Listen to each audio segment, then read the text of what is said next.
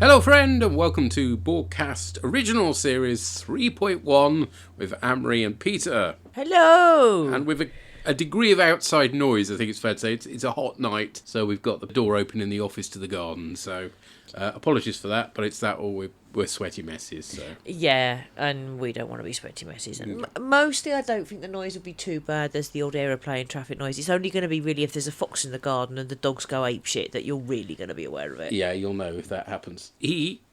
So yes, third season where the budget has been slashed. Oh God, don't we know it? Yes, exactly. You will notice that straight away with the episode we're covering tonight, which is Spectre of the Gun. Written by, the first of 4 episodes written by somebody called Lee Cronin, which is actually a pseudonym for a rather more familiar name, Gene L. Coon. Oh, okay. Who'd already written 8 episodes and served as a producer. He left the series in season 2 due to burnout and disagreements with Roddenberry. But this is not the last we'll hear from him, sadly. Oh. Yeah, he used the pen name due to being under contract with a different studio, so that kind of makes some sense. Directed by Vincent McGivity, last of 6. I can't believe it's only been 6. I'm sure we've mentioned his name an awful lot, but anyway. Maybe had a few in a row, though, before we did. Yeah. Aliens, you shall be punished. You, Captain Kirk, yours shall be the pattern of your death. I'm not Ike Clanton. Well, I'm glad to meet you, Mr. Kirk. You've got until 5 tonight to get your horse-stealing, scurvy crew out of town. The Earps will kill the Clantons at the OK Corral at 5 o'clock. We are the Clantons. At 1 minute past 5, you'll find a hole in your head right from this gun. We're not gonna move from this spot. They're shadows, illusions, nothing but ghosts.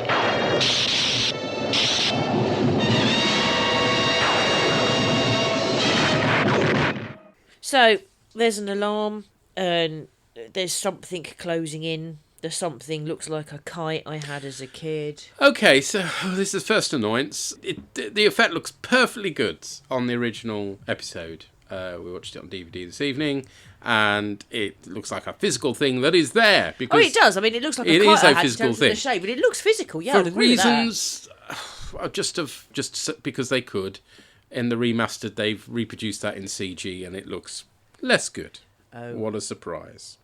Also worth mentioning, the uniforms look a bit tidier than they have been of late. Do they? It's been too long. I mean, A, I'm not overly likely to notice, but B, I'm definitely not likely to notice after a gap. They redid the uniforms because the old velour ones had shrunk so much. Oh dear. Yeah.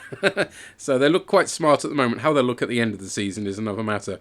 Notice who isn't there? Sulu. Yeah, no Sulu. Instead, Who's the bloke who's there? Lieutenant Hadley, who manages to clock up 64 appearances Oh, wow. out of 79 episodes. So that's actually, I think, more than Sulu and Chekov managed. But he doesn't always speak, though. No, he very rarely does. I mean, he's literally just an extra, but he's a very regular extra. Yeah. So. I mean, to be honest, I like that regular use of extras. It creates the impression he's part of the crew. Exactly, yeah. So I mean, we got that in other Trek series as well, didn't we? Yeah. And occasionally they'd get a name and the occasional, speaking part as well. Yeah. Yeah, it was usually in Next Gen, the people at Con and Ops, often with odd hair.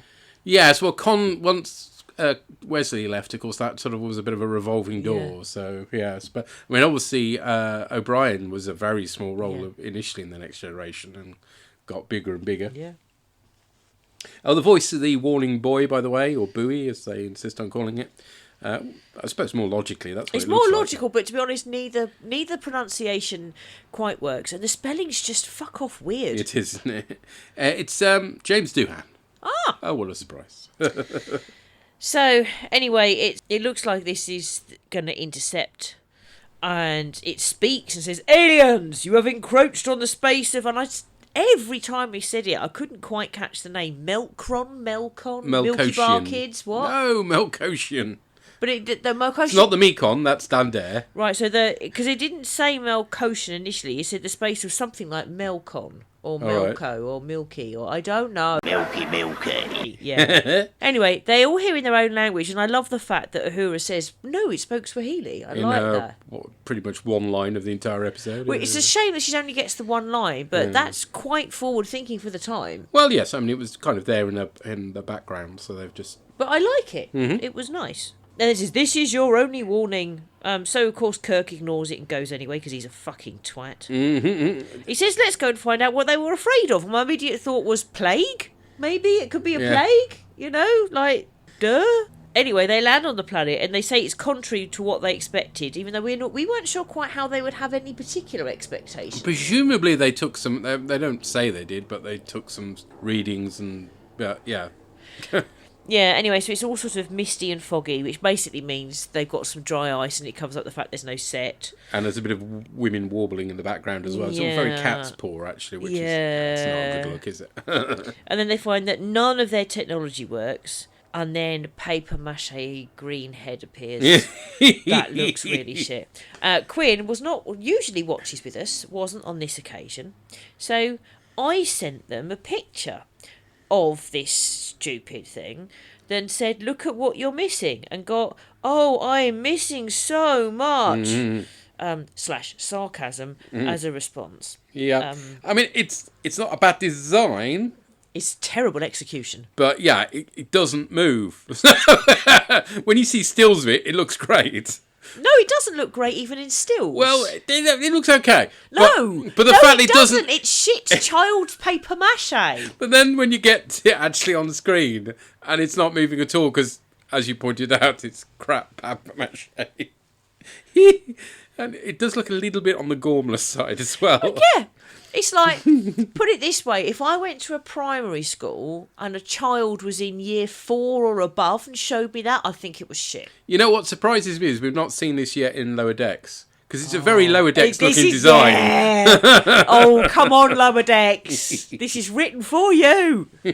I think the law is that they joined the Federation. Because I remember I had this book with Worlds of the Federation or something it was called, which had pictures of all the aliens, and he was in it. Are you sure we haven't had a Melkoshian in Lower Decks at all? I'm not sure that we have, but now I'm going to have to look that up, aren't I? So. Well, you do that while I open my beer. Oh, there we go. Nope, just the original series, I just checked. Okay, fair enough. So your shit paper mache is the teaser. And afterwards, paper mache twat says, you know, you're going to be punished for your disobedience, and says Kirk was the sort of that led the people, so it's going to be sort of his punishment. And then he says, there you are, sentence is going to be carried out, and beams him down to planet Western set. So not actual Western, but like only 2-dimensional fronts of buildings, because that's cheap. Yeah, well, the original plan was to film on the outside standing sets of the Western set on the Paramount lot, but they didn't even have the money for that. Whoa. Yeah. So instead, they give a reason. It's because it's been reconstructed from Kirk's mind inaccurately or something. So at least they're trying to cover their tracks.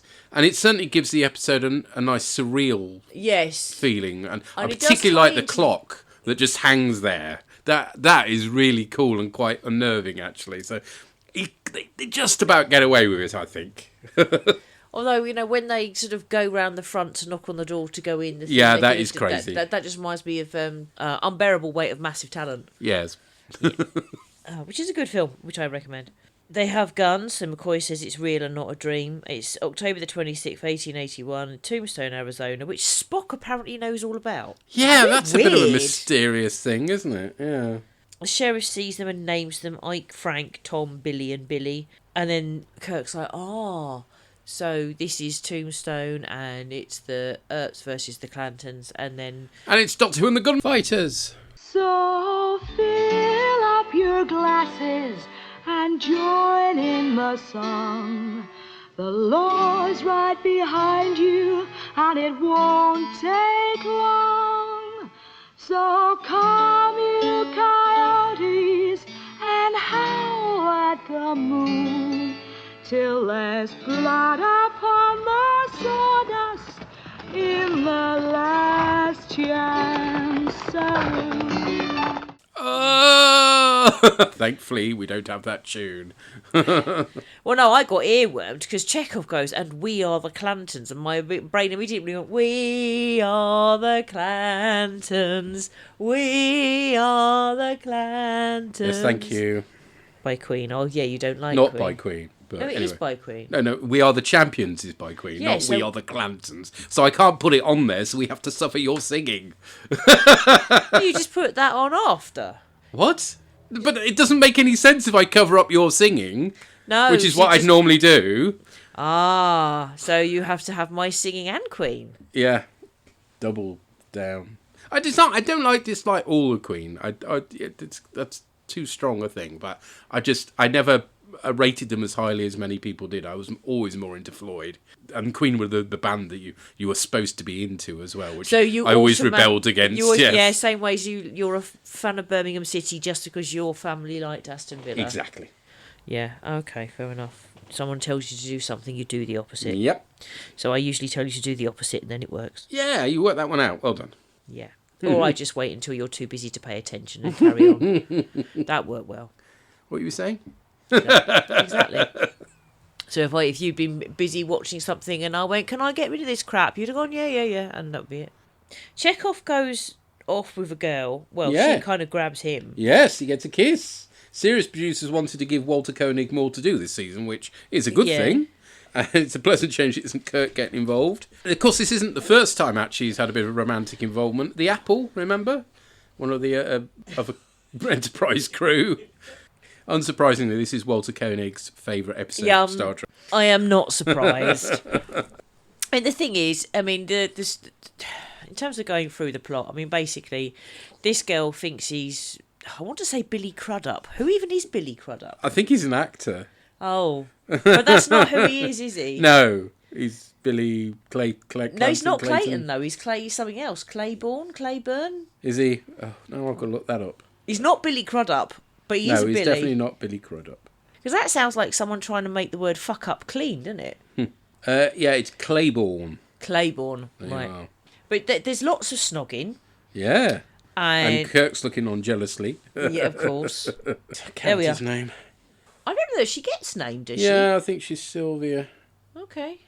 Well, while you're looking that up, one of the Earps appears. She's Sylvia. Okay. We see Morgan Earp. And I thought I recognised You- Morgan Earp you from do. something. Yes, he's played by Rex Holman. And he's in Star Trek 5! Oh, Yes, he's John. Just take away his hair and his moustache.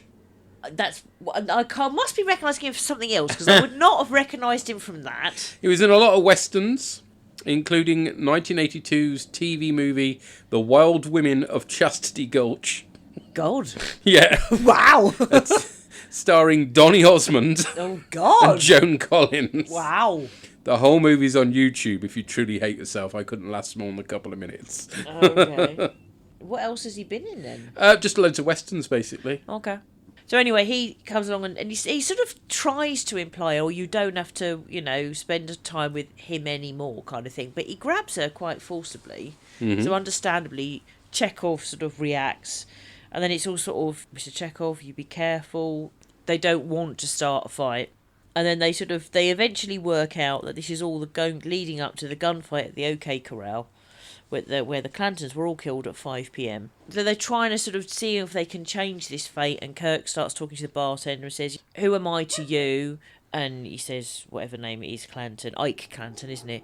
And then he says, do I look, do my clothes look like yours? Feel the texture and all the rest of it. And That's Ed the barman he's talking to. yeah, and he tries to get him to agree that it's not him, but clearly that's what the bartender sees. Yeah. And then says, "Oh, you're just joking." And the idea that they're joking about who they are, they're called other names, or that they're pretending in inverted commas not to be the Clantons, becomes like a joke in the whole village. They see instead if they can just leave town, and there's a force field that stops them. Which isn't a surprise, really, because if they could just walk away, that would be a bit too easy, wouldn't it? It would rather, yes. Scotty gets into sipping whiskey.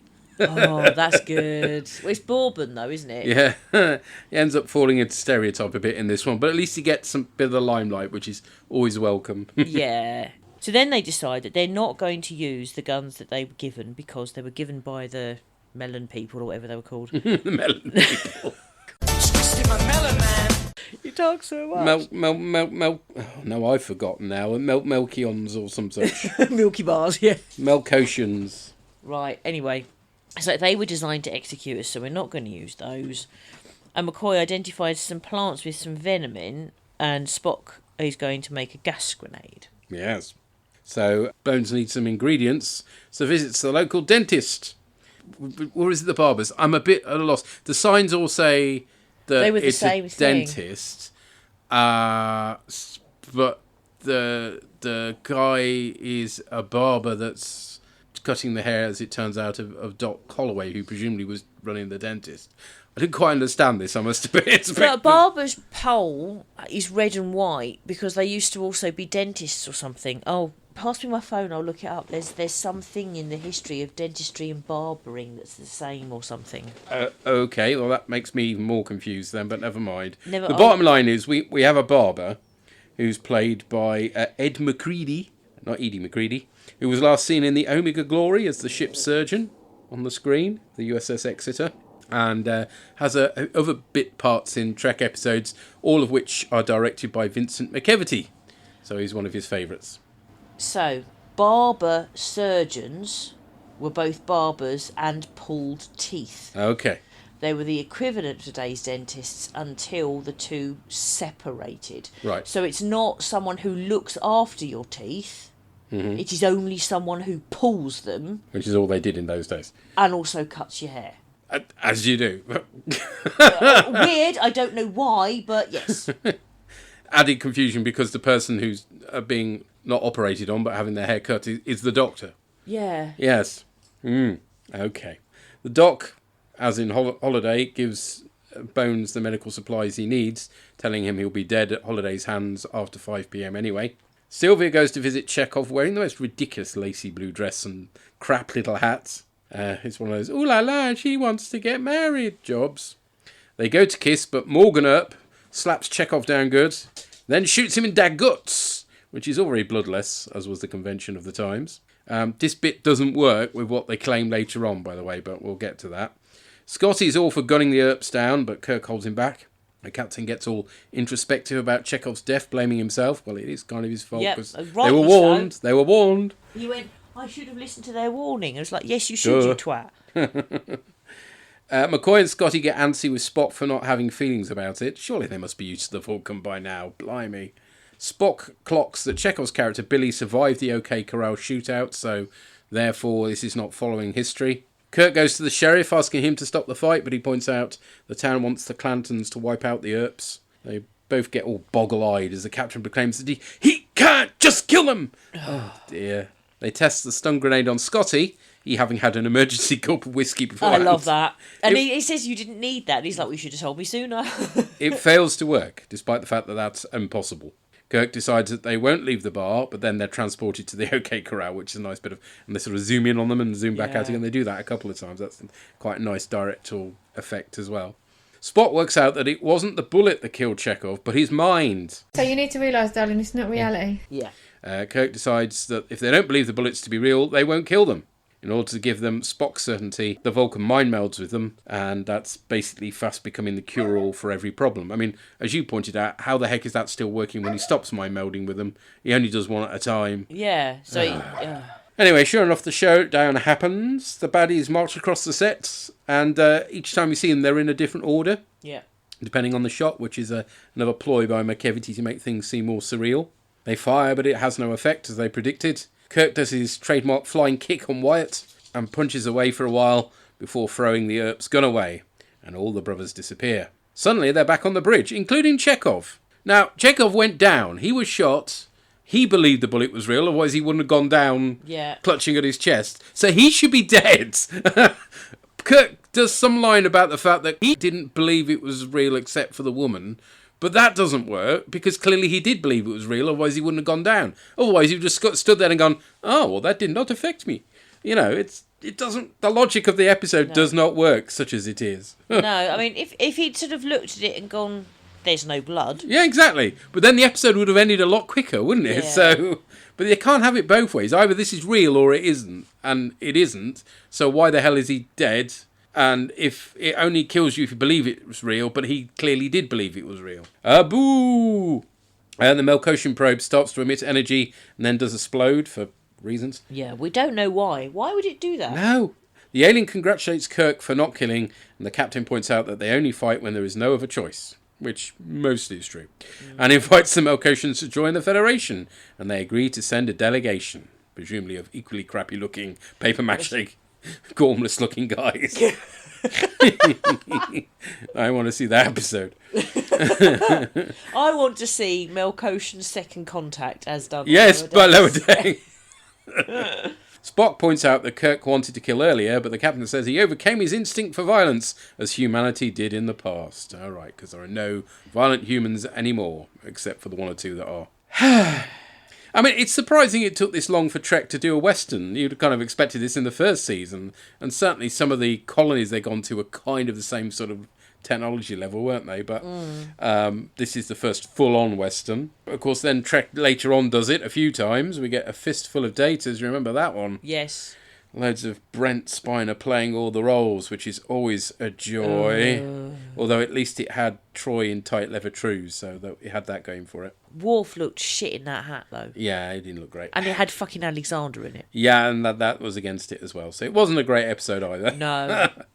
It's good that they're doing more with Chekov, even if it doesn't make any sense. Scotty's boozing his fun as ever. Yeah. But it's a shame Uhura's barely in it again. Yeah. Poor old Sulu. Presumably, again, George Takei was working on something else and is the reason why he's not in it. But anyway. Yeah. I like the surreal elements. I think that kind of saves it, particularly that floating clock. But the plot is a bit lacking in substance, so it feels a bit slow. The Mindwell sequence goes on far too long. And then that doesn't make any sense. And it doesn't make any sense. But at least they don't just shoot their way out of trouble, I guess. But yeah, it needed more stuff happening to keep my interest. But certainly, I rather suspect that this would have been a better opener than Spock's brain. But we'll come to that in a few episodes' time. Yeah. And yeah, I think I prefer this to Fistful of Datas, to be honest. So, yes. Yeah. I prefer it to Fistful of Datas, I think, for 3 reasons. 1, Alexander. There's no annoying kid in this.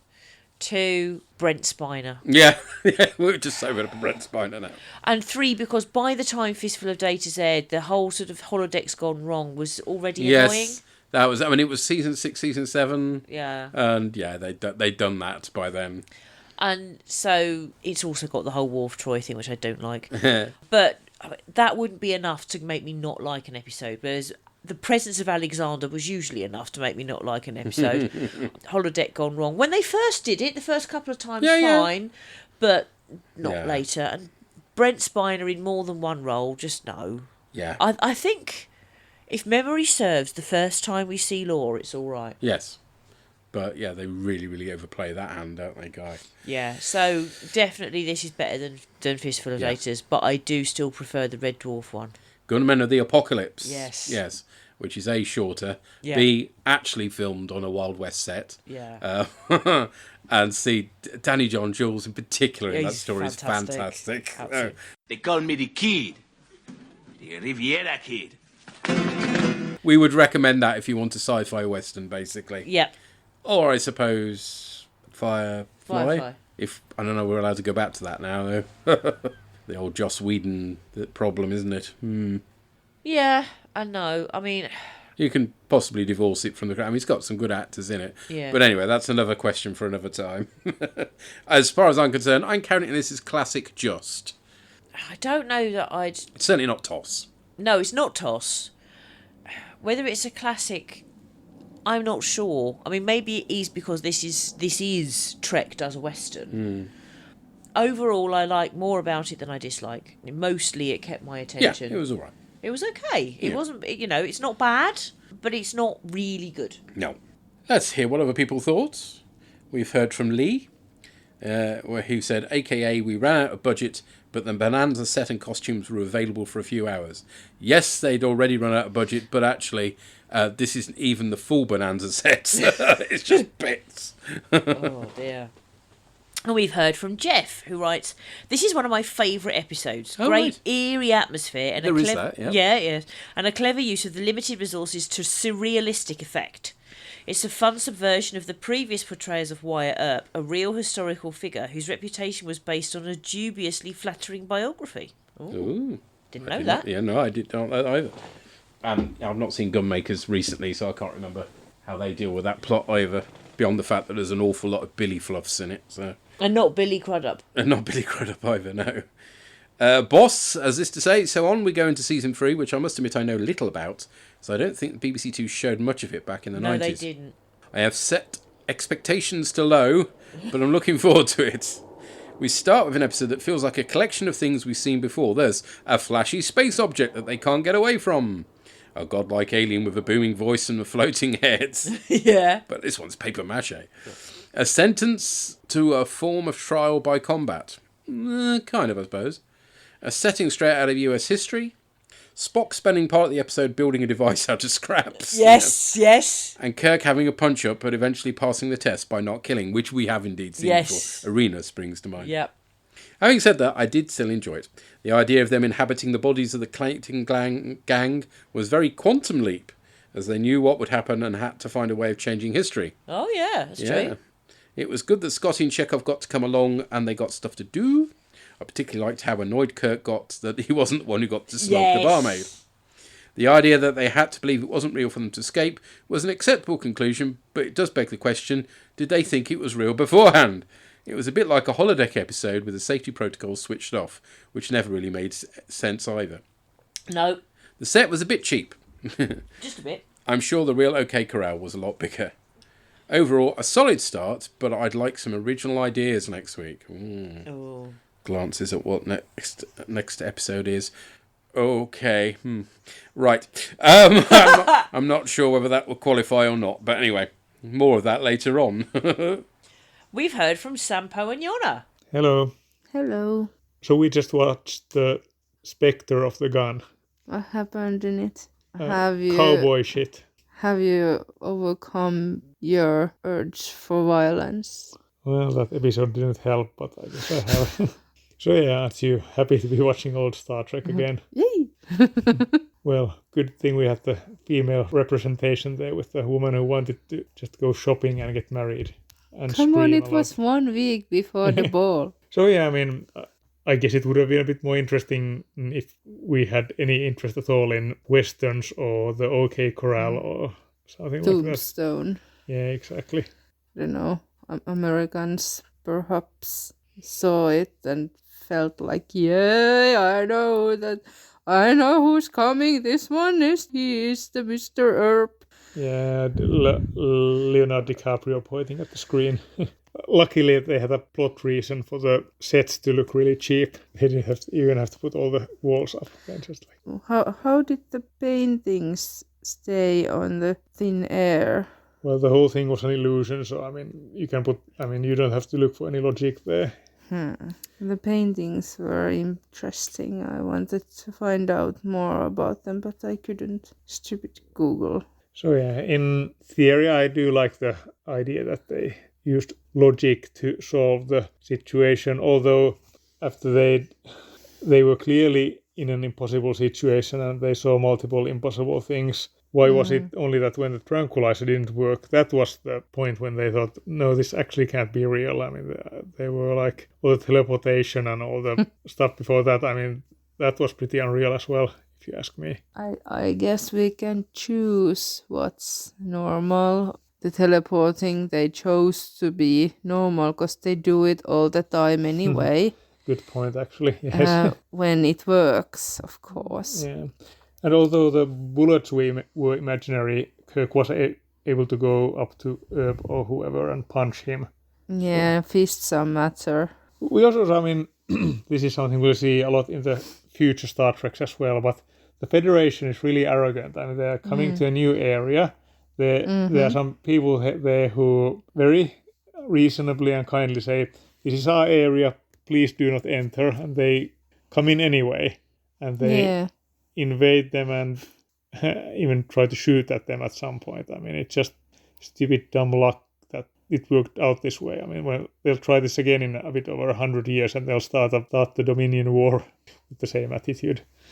Yeah, but humans have conquered their urge for violence. Yeah, but not for exploration, it seems, or for going to places where they're not welcome. Maybe it was sarcasm. I I don't always know which one is which. mean, it felt like there was a scene missing. I mean, the sort of illusion ended, and then they were all on this bridge. Yeah, it was weird. Then Spock, Kirk, and McCoy, they all gathered around the captain's table. And I thought, okay, there's some ending joke coming, but there wasn't an ending joke. It was just like more like an ending there. Yeah. Which I think sums up the episode pretty well. Yeah, but the paintings, they were nice. Hooray. Chekov got to kiss an imaginary woman.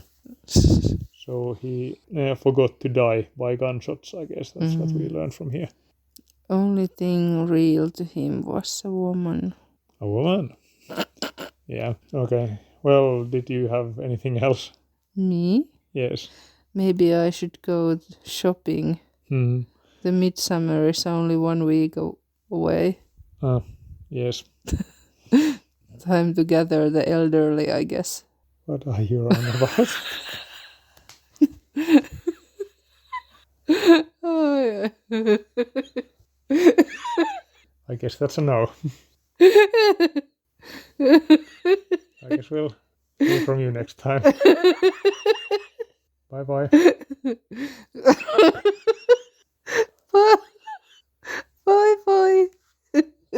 Okay, well, something's broken, Yonna, anyway. Oh, I just love that. Yeah, I've got to go shopping because midsummer's coming. We've got to get, gather all the elderly ready. You haven't seen the... He hasn't seen... I have seen Midsummer. Yeah, you haven't. Right. Okay. It is actually the longest day today, is it not? In this country, yes. Yes, at the time of recording. So, and what we're doing, sat recording a podcast. And telling the dog off for going outside and barking. Exactly, yes. The paintings did indeed look cool. They were another sort of floating there effect that was rather good and added to the surrealism.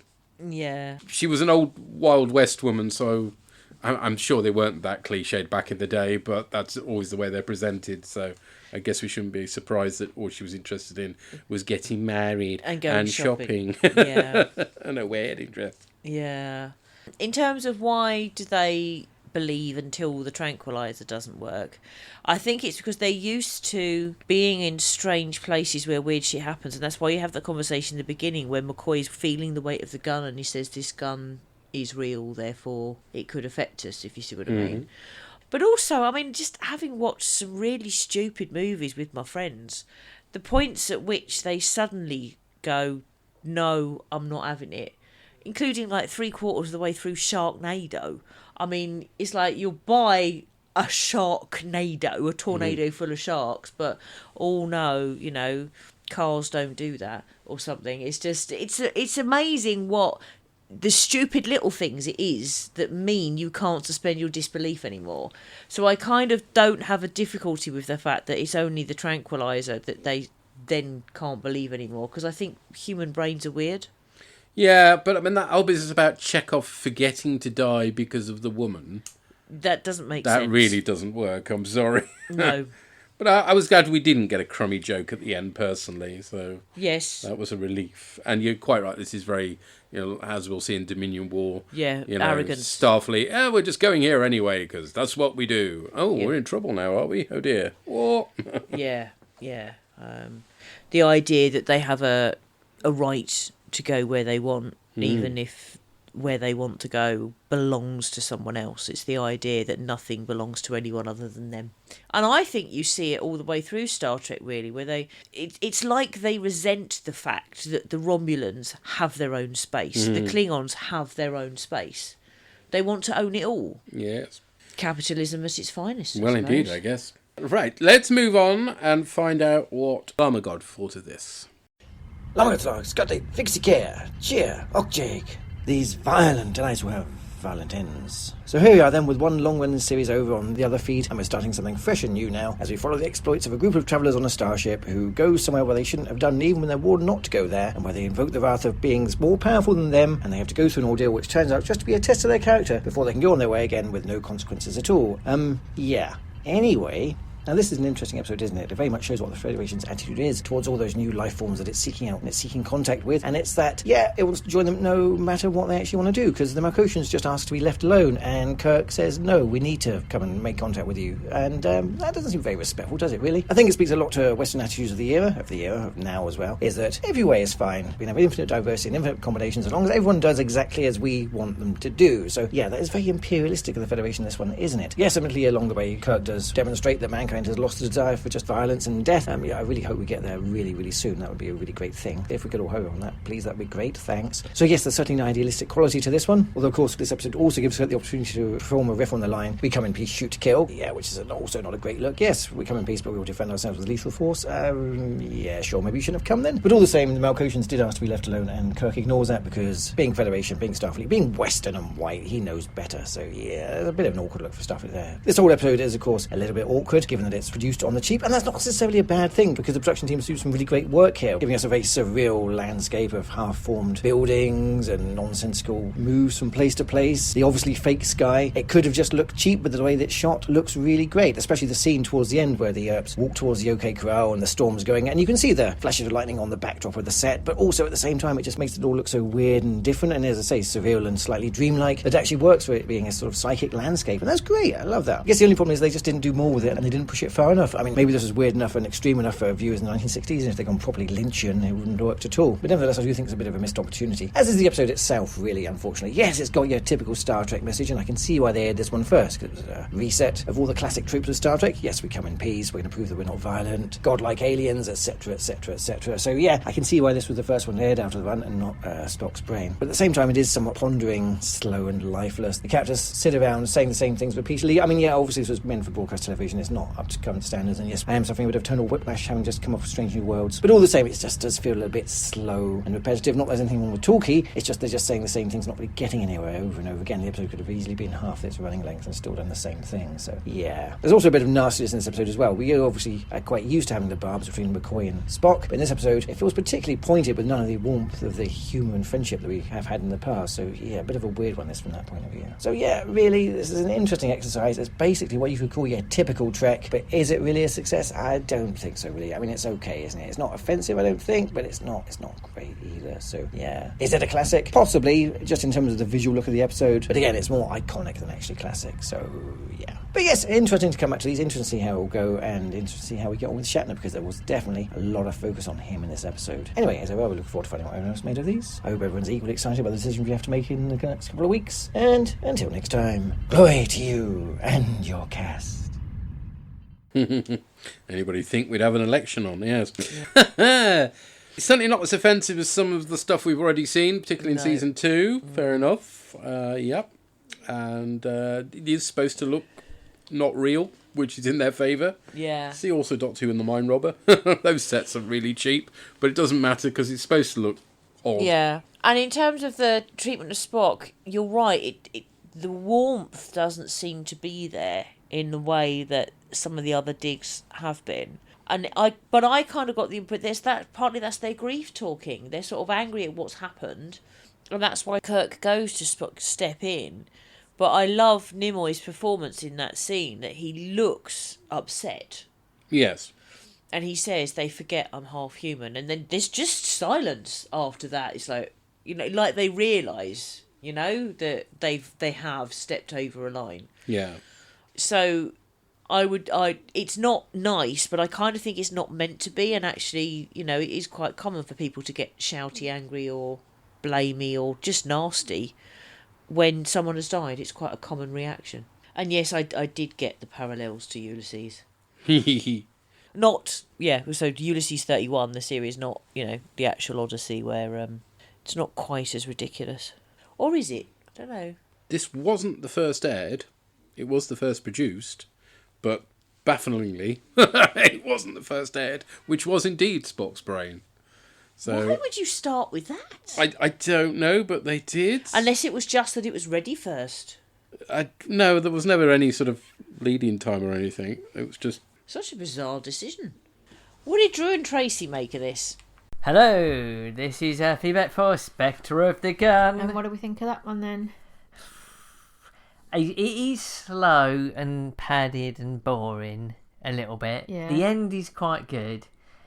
And I kind of think it's a bit of a classic. Kind of. Are you going there already? It's a kind of a classic. Oh. It's classic as in that it's got iconic scenes in it, but it's a bit rubbish as well. Alright, so let's go through some points. So Okay. they encounter the Malcotians. Yes. And then they fuck them off.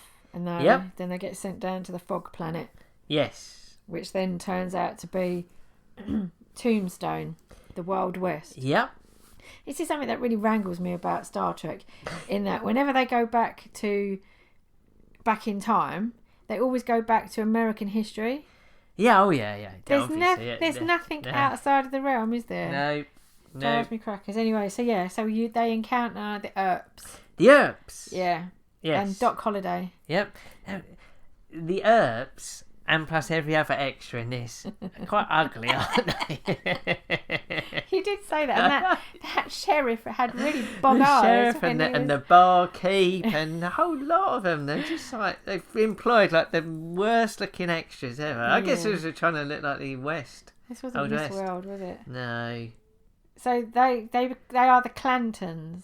Yep. Who I'm assuming they're supposed to be brothers. I don't know. Maybe Well, a they've family. all got the same, yes. Family, yeah. But you couldn't have a more odd bod family. No, definitely not. The grenade they make. Here's the idea of it. Like, so they've got one grenade, and they said you need to test it. So they're using it then, aren't they? On Scotty. Yeah, and like, so he's got to pull the pin and then inhale it right under his nose. It just doesn't make any sense, does it? Yeah. And that was a real bad cuss when Kirk goes to speak with Wyatt Earp. Yep. And he calls him a horse stealing scurvy crew. Alright. That's very rude, isn't it? Yep. And when Chekov gets killed, so we understand now that obviously he wasn't really dead, it's just that he believed that he'd been shot, so it's the power of suggestion. When Bones says, "Oh, there's nothing I can do, Jim," and they realise that he's dead, their vexed look on Kirk's face was Oh just yeah, like, he's "Oh, always I'm like gonna that. kill isn't you." he? Scotty looked weird, didn't he? What is going on with Scotty? This back combing. I know.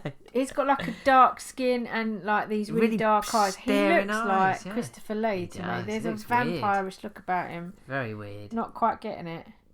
Yeah, I do think she's slow and padded. It seems to get so long to get to the end, but I do think the end scene when the Earps are shooting at them and the bullets going through is very iconic. Okay. Didn't you think?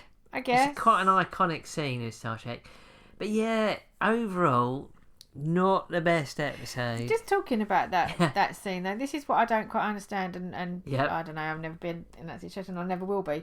But if you're shooting somebody and you can clearly see that it's not going anywhere near them and it's not hitting them, you wouldn't continue to fire. You would just be like, what the fuck? No, you know Americans can't fire one bullet, they've got to fire like 20. But they're there for like 5 minutes, just continually shooting. Yeah. Anyway, yeah. Yeah, I wouldn't rush back to this, but I don't think it's crap. But it's just not great. Iconic, but a bit rubbish. Okay. Would you agree with that? Yeah, I wouldn't go as fast. Well, for me, it's not iconic, but it was just. Yep. At one point, you said the TV kind of switched it back, and you went, "Oh, start from the beginning." And we were like, "No, we won't go back to the beginning on that." Yeah. Anyway, should we leave it there? Okie dokie. Okie dokie, guys. See you later. Bye. Bye. Yes, you don't want to come back to this too often, and certainly not straight away. No. I'm glad it wasn't just me noticing Scotty. I didn't say it before, but I mentioned to you when we was recording. James Doohan was not happy with his hair.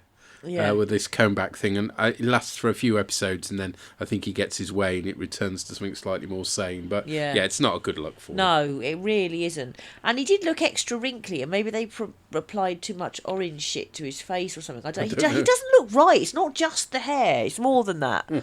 He looks all wrong. But maybe the way they've done his hair then influenced what the makeup artist did or something. I don't know, but he does look wrong.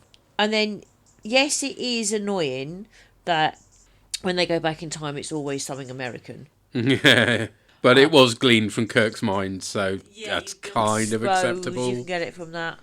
And yeah, I thought at the time, Oh, have they got another grenade then? He spent ages making one grenade and they tested it. There was another one on the table, so they had Fine. to. They say, mate, right. And, okay. and yeah, it wasn't that you had to stick it right up to your nose for it to work. The problem was it wasn't working at all. That's why Scotty stuck it right under his nose. So, Fair enough. And in terms of why they continue to fire when it clearly isn't working, I think the only thing I can say is that's how it works in all the movies. It was the American way, I believe. Well, if in doubt, fire some more. It might be the Hollywood way rather than the actual American way. No, I think from what we... the US military and indeed quite a few of the gun-owning people in the United States seem to think that the solution to everything just firing at stuff. Okay, so you mean it wouldn't occur to any of them to stop firing and Actually, to be honest, what they probably would have done, except in the Wild West this wasn't an option, was just get some bigger guns. Yeah. No, I just wondered, actually, now you've mentioned it, I just wondered why none of them stopped firing, walked up to Kirk, and beat his face into a pulp with the gun. Because it's still a weapon. Yeah. He then would have had to do the whole... Instead of thinking that the bullets can't hurt him, he would have had to have thought that the gun couldn't hurt him. And I don't know that the mind meld thing that doesn't make any sense anyway would have worked for that. And so they could still have all ended up dead. It's just they would have been smashed around the face with guns rather than actually shot with them, if you see what I mean. But, I mean, it is a very iconic scene in terms of... I love the way the bullet holes appear behind them. Yeah. That was very clever. I think it's a very well-directed episode. Yes. It's just not quite so well written. Yeah. No, I think that's fair. And finally, let's see what the Purry thought. Hello, Args. Purry here, calling live from somewhere around Stratford-upon-Avon. I don't know, it's for a railway thing, it's the middle of nowhere. Anyway, I'm here to talk about Spectre of the Gun. Now, this episode's kind of interesting. When I first saw it, I've got to admit it, I wasn't that keen on it. I think first time I saw it, it looked cheap. Season 3, the budgets have been cut. I think the uniforms have even actually changed, which is kind of weird. And part of it is that initially you've got to admit that, the crew kind of ask for all this tomfoolery. They go up to a border and basically are told, sod off, this is our space and we don't want to talk to you. But apparently Starfleet have said you've got to make contact with the male cots by any means necessary. Now, you could argue you have, and they echoed through in everyone's language, so literally talking in their own heads, which I thought was a nice touch. Just the thing that Chekov said it was Russian and Uhura said it was Swahili. But yes, talking through everyone's heads to sod off. To me, mission done. Go back to Starfleet. Yeah, we talked to them, they told us to sod off. And just leave it there. And if it had, admittedly, it would be a much shorter episode. But as it is, instead, they are to be executed in entertaining style by being forced to live out the gunfight at the OK Corral. And again, the sort of almost idea of we couldn't be bothered building the whole set, or in this case, presumably digging the whole Old West set out of storage, and indeed no cowboy suits for any of our crew either. No, they don't get to dress up as cowboys, they just get guns. But again, yes, your cheapness of just digging into the old costume drawer to equip the rest of the cast. That said, it gives it kind of a weirdness, with the kind of bright orange sky and on what's clearly just the planet set. But you've got all these kind of old west bits, but it's like half shops and half a bar. It's got a sense of quite weird, unsettling realness, which I actually thought was quite effective. I think this is definitely an example of them making a lot with not much. They don't have much money. They don't have a particularly effective script. But they make a lot of atmosphere. So I think probably props to the director as much on this one. Just again, the thinking it just kind of goes through them trying various ways to get out of being executed, but they're kind of being railroaded like a bad GM. Into doing this gunfight at the end. And I quite like the solution was not to fight as well. Again, it's something we've seen in Trek, even in TOS before.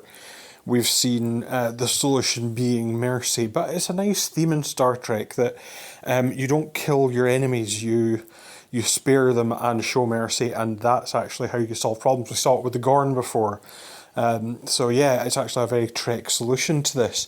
The only real downside for me was actually the Earp brothers, and obviously Doc Holliday. Now, it's not just that no one can quite live up to Val Kilmer's portrayal in Tombstone, but it's also I don't know if they were directed. Again, I praise and I also don't praise, but I don't know if they were directed to all the ERPs, all the ones who they're fighting, were very monotone. That was almost like they were automata. Whereas everyone else, the girl who fancied Chekov, the bartender, the sheriff, they were all quite animated. But all the ERPs kind of spoke almost in a monotone, and Doc Holliday as well. And I don't know if it was a deliberate push, but the fact that I don't know it was deliberate kind of means it didn't quite work for me. But other than that, actually, I'm never going to say this is going to be one of my favourite episodes. When I'm like even probably saying my top 10 TOS episodes, Spectre of the Gun is not going to be there. But actually, I think if you want to see what TOS does when it's not got much in the way of script, actors, budget, money, which are both the same thing, or any of that, I think it shows that they can still occasionally concoct a quite decent episode of telly. So I'll give it credit for that. So I'm not quite going to say strong start, but I'm going to say it's not a weak start. That's probably damning with faint praise. So all it remains for me to say is do keep up the good work. I always look forward to the podcast, and I'll hopefully feedback in the next one. But until then, bye for now. Bye. Yeah, I think that's fair. It's not a weak start, which would have been if we would have gone with broadcast order. Yeah, and in terms of the monotone, I thought that was part of the it's not realness, because they are just the instruments of execution, as it were, so they don't have their own real personality, and it's reflected as well in their costumes. The costumes are monotone as well. They are avatars. Yeah, but it's interesting that the other characters are a lot more animated and real seeming for some reason. But yeah, it does work in terms of it's not real, so therefore they're not behaving in a realistic fashion. Yeah, maybe that explains partly why they carry on firing. And then the idea of don't kill but show mercy, I do like that, but in a lot of films it would then result in the people dying. It seems to be sort of almost like a Hollywood trope, doesn't it, of the person shows mercy and lifts them up from the ledge or whatever, only to then still be attacked or something by the baddie. Maybe that's just Disney films, I don't know. And yes, the uniforms do look a little different just because they've been remade. It's the same design, but they look, I thought, a bit smarter because, it's the start of the season. And I don't think we get to see the weird green alternate captain's shirt this season. So, I don't like the green, so that's a good thing. Cool. Oh, and Stratford upon Avon, close to my spawning ground. Yes. Enjoy, sir. Dull part of the world. Well, yes, I think it wasn't as bad as it could have been. So, yeah, that's probably the most we could ask for from overall, season 3. Overall, I enjoyed it. I enjoyed it more than I didn't, if you see what I mean. It's not bad, it's just not fantastic. Yeah. So, next week, we begin our voyage through Lower Decks Season 4 with the first episode, Tuvix. I'm recording on the Thursday, 27th. Of course, not to be confused with the Season 2 Voyager episode, Tuvix. There's a difference of spelling there, but that doesn't really come across in pronunciation, but never mind.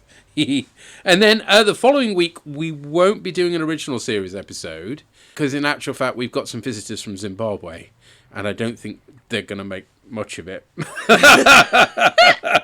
So what we'll be doing is recording 2 episodes next week, one of which is a bit of a surprise thing, which will then go up the following week. So you won't miss out on a podcast. It's just, it won't be original series, but I'm not saying any more than that. And it won't be anything involving feedback. It'll just be something for you to listen to. Yeah. And then on the 11th of July, we cover the next episode of Season 3, which is Elaan of Troyius. And the only thing I remember about that is that Kirk gets his snogging mojo back, basically. Yes, can't wait for that one. Hey! But until next time, take care. Cheery bye. Bye.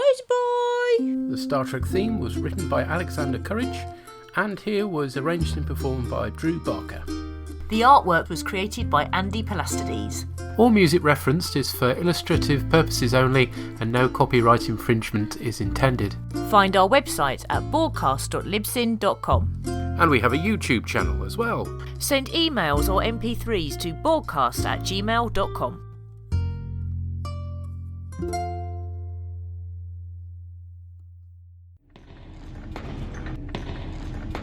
Shut it down!